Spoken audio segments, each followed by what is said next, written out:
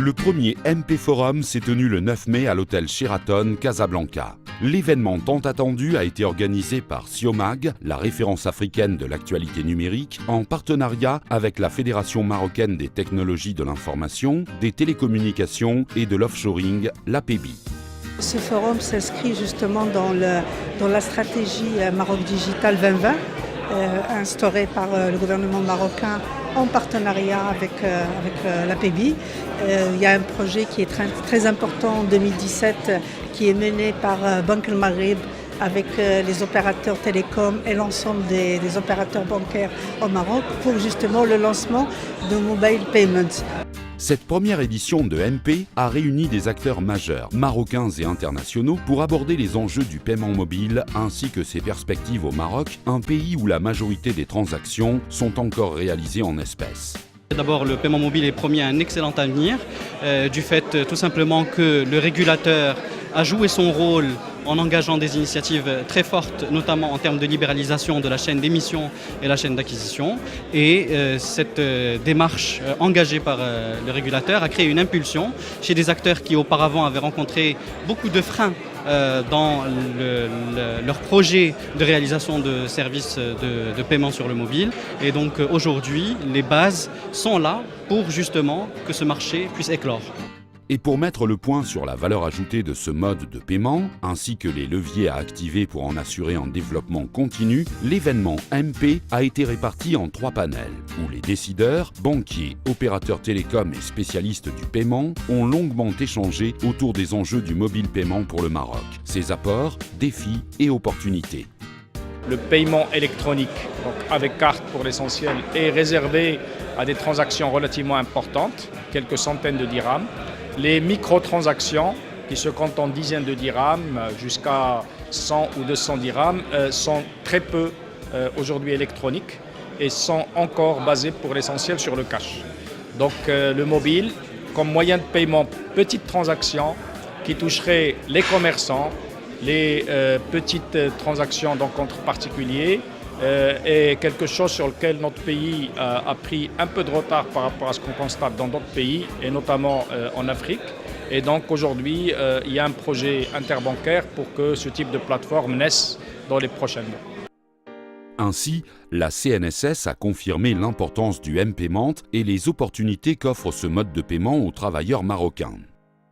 Aujourd'hui, nous estimons, côté CNSS, que le M-Payment au Maroc est une vraie opportunité pour la CNSS.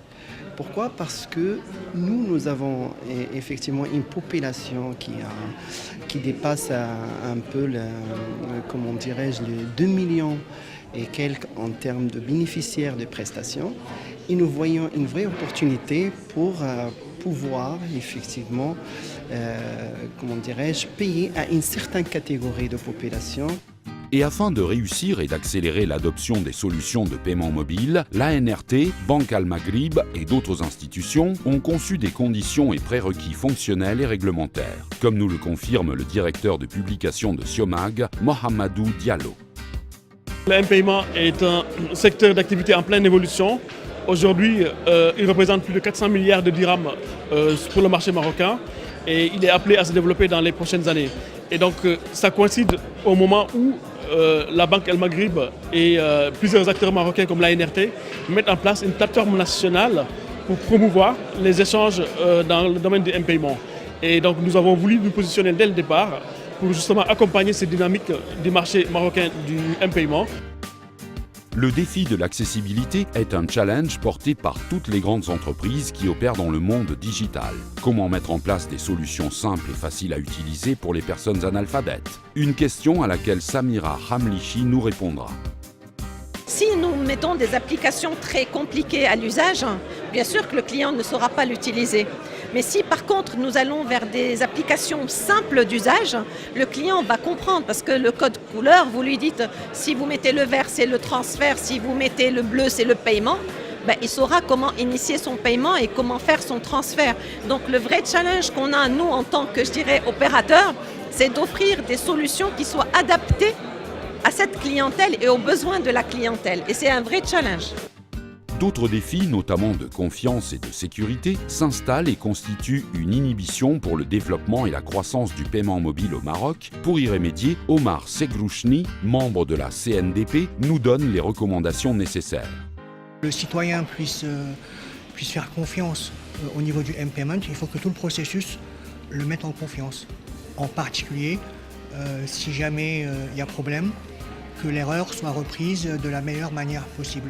Si par exemple il y a un double débit sur son bulletin, sur son compte, que l'on répare la chose très très vite, que les assurances fonctionnent et qu'on ne vient pas lui dire que ça va prendre 6 mois et que ceci et cela, etc. Donc il faut vraiment construire la confiance comme étant le résultat de tout un processus qui doit s'enchaîner et rassurer à chaque étape l'utilisateur. Différents témoignages ont ainsi affirmé la volonté du Maroc pour redoubler les efforts afin de rattraper son retard quant au M-Payment. Le Maroc démarre dans le mobile money après que l'Afrique subsaharienne a pris une bonne longueur d'avance à ce niveau. Mais je pense que le Maroc démarre de manière innovante en essayant de mettre en place tout ce qui est interopérabilité, ce qui est assez innovant, mais aussi en essayant de mettre en place le meilleur modèle qui permettrait aux marchands de supporter le moindre coût possible. Il y a un projet extrêmement important dans lequel les autorités publiques marocaines sont impliquées, donc il y a une vraie actualité et en même temps il y a énormément d'enjeux qui attendent le Maroc sur le terrain du paiement mobile. Ces enjeux, ils résonnent avec les enjeux globaux du paiement mobile qui travaille de l'intérieur le continent africain dans son ensemble.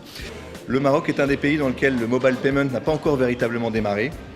Et les autorités du pays ont pris l'initiative de lancer un projet sur l'interopérabilité des services de mobile payment et des services bancaires. Il se trouve qu'entre le Maroc et les pays d'Afrique subsaharienne, le Maroc n'a pas encore connu le succès du mobile payment tel qu'il existe dans d'autres pays d'Afrique subsaharienne. Et donc, le lancement de ce projet d'interopérabilité est un moyen de mettre autour de la table l'ensemble des acteurs de l'écosystème, que ce soit les opérateurs mobiles ou les banques, pour que justement, ensemble, ils puissent construire une solution de mobile payment qui réponde aux attentes des Marocains. En effet, les paiements par chèque, carte, virement ou prélèvement bancaire restent à des niveaux faibles. C'est un volume 10 fois moins important que dans les pays émergents. Toutefois, les actions d'interopérabilité mises en place par les autorités marocaines créent une lueur d'espoir pour un lancement fulgurant et efficace du M-Payment, le tout pour une deuxième édition du MP encore plus réussie.